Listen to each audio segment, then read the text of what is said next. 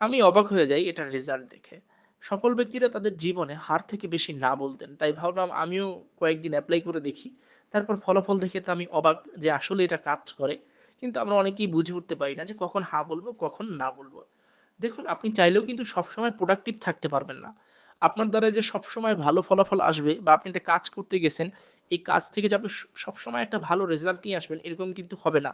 সবসময় আপনার এনার্জি একই রকম থাকবে না। আপনার এনার্জি কমতেও পারে, বাড়তেও পারে। কিন্তু আপনার কাছে একটা জিনিস রয়েছে তা হচ্ছে চয়েস। আপনি হ্যাঁ বেছে নিবেন নাকি না বেছে নিবেন। ধরুন এক জায়গায় একটা অনুষ্ঠান হচ্ছে, সেখানে আপনার অনেকেই যাবে পরিচিত।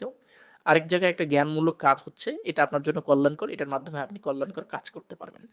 তো এখানে কিন্তু দুটোই গুরুত্বপূর্ণ। আপনার ১ম টা মনে হতে পারে যে আমার বন্ধুরা যাবে, ফ্রেন্ডরা যাবে, আমি যাই না হলে তারা মাইন্ড করবে। কিন্তু শিক্ষামূলক কাজটা আপনি গেলে কিন্তু হতে পারে আপনার বন্ধুরা যাচ্ছে না, তারা কষ্ট পাচ্ছে।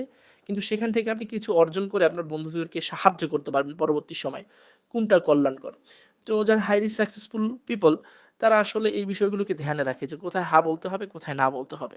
সেই কারণে তাদের যদি আপনি জীবনী পড়েন বা তাদের বিষয়ে যদি আপনি ভালোভাবে ঘাটাঘাটি করেন তাহলে আপনি দেখতে পারবেন তারা হার থেকে বেশিরভাগ নাই বলে।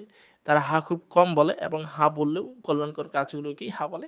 আর না বললে যে কাজগুলো অকল্যাণকর, যেগুলো আসলে নিজের সাথে যায় না, নিজেকে উন্নতির পথে নিয়ে যায় না, ওগুলোকে না বলি।